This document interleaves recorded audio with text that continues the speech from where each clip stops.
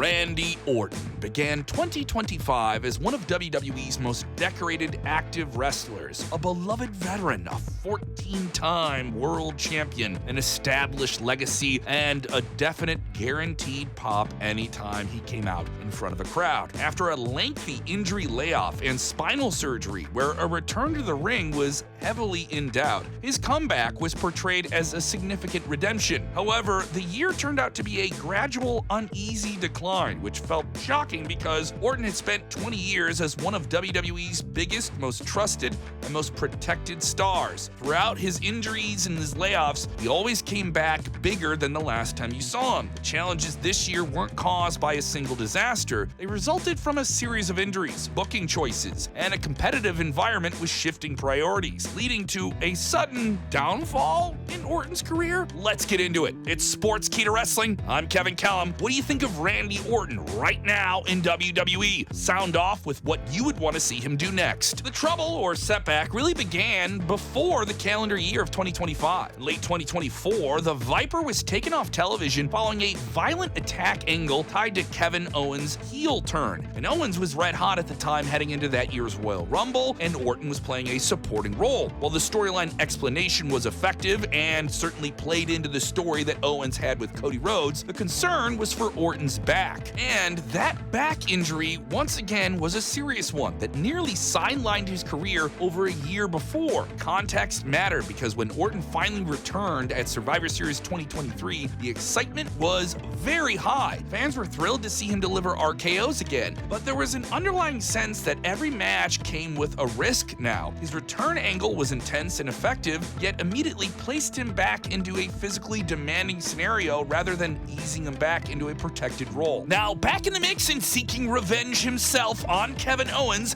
on the biggest show of the year, Wrestlemania 41 in Las Vegas, only for a curveball to be thrown at Randy Orton, with Kevin Owens going on the shelf with a neck injury. Yeah, pro wrestling is a painful business. Orton certainly understands that on his own side, but here is a swerve of circumstances beyond his control, changing the entire WrestleMania this year for him. WrestleMania 41 should have been a turning point. Instead of a marquee feud, Orton was issuing an open challenge because behind the scenes, they needed something for him. He won a match decisively against TNA Wrestling's world champion at the time, Joe Hendry, but it was brief and maybe disposable, but certainly a moment. It felt less like a triumphant WrestleMania moment for Orton and more like a moment for Joe Hendry, even though he was eating the RKO and the pin. A sign that WWE didn't know what to do with him on the biggest show of the year because of the untimely injury to Owens. For a performer of Orton's stature, it didn't feel like the biggest thing he could be doing on the biggest show. The real damage for longtime fans occurred afterwards, as Orton attempted to regain the undisputed WWE Championship in a nostalgic showdown between two legends. Orton, now the hero, facing the recently heel-turning John Cena, fresh off recapturing the title himself for a record-breaking 17th time at WrestleMania 41. Now Orton would be the hero, facing a villainous Cena in Orton's hometown of St. Louis at Backlash. But the result significantly undermined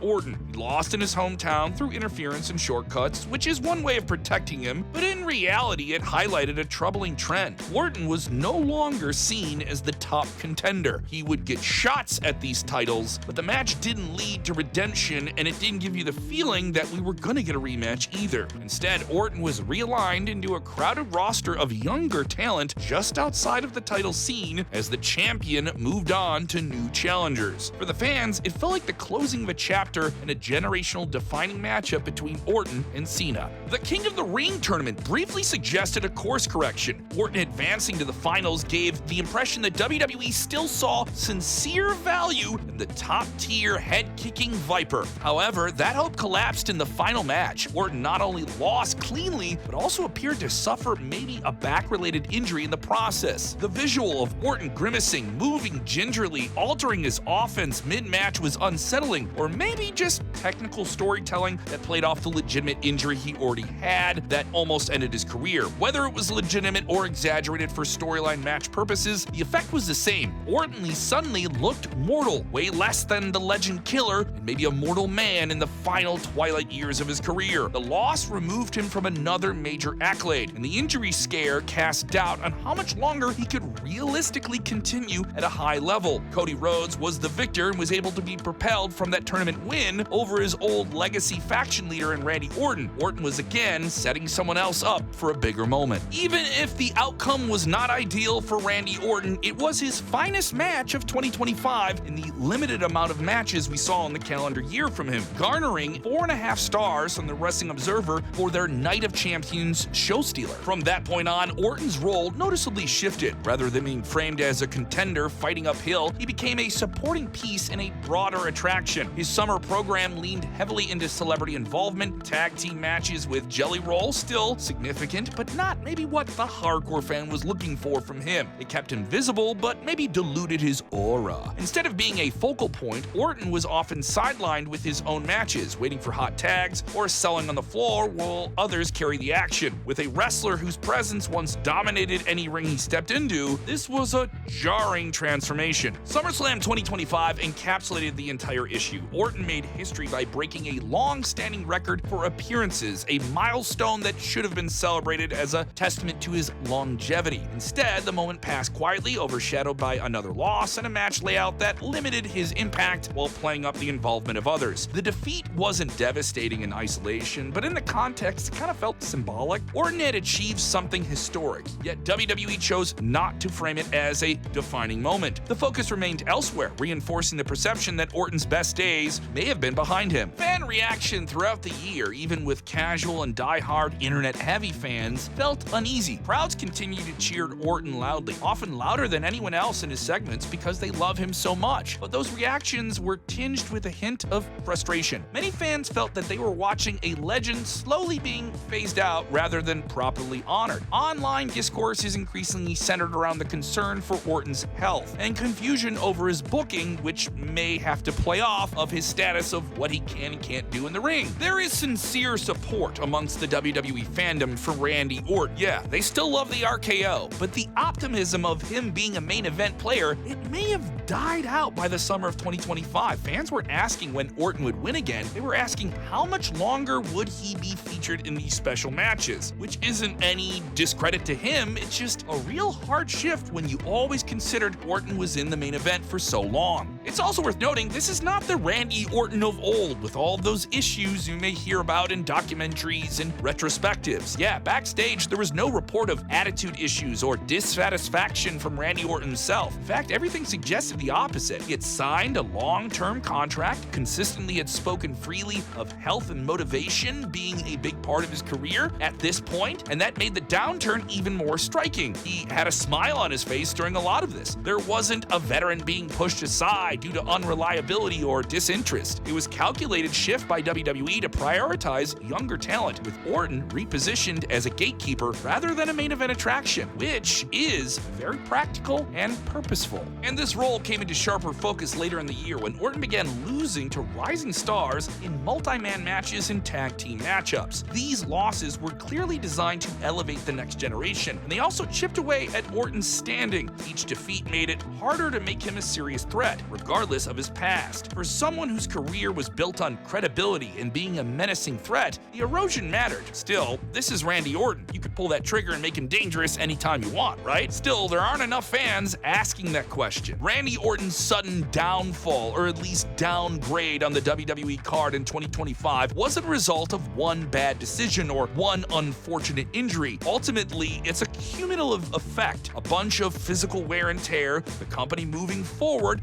and him being framed in a completely different light for the grander picture at hand. The saddest part is that Orton lost more than he won, but those losses never led anywhere that were meaningful for him. They were meaningful for everyone else. He's playing a very different role to propel a generation beyond the time that he will be in the ring. If this period ultimately sets the stage for a proper final run, it has to be recontextualized as necessary in a low point. There's a valley, but don't worry, there is going to be a peak. If not in 2026, we will see something from Randy Orton soon that truly shows him shining bright, hearing voices in his head once more before he has his final farewell. Oh wow, look at you! You watched the whole thing! That's awesome! Subscribe to our channel for more content just like this, and since you're here, I want to know something coming from you that is so attentive. If you're so into Randy Orton, who do you want to see Randy Orton have his final match with? Who should be Randy Orton's final opponent? Let us know in the comments below.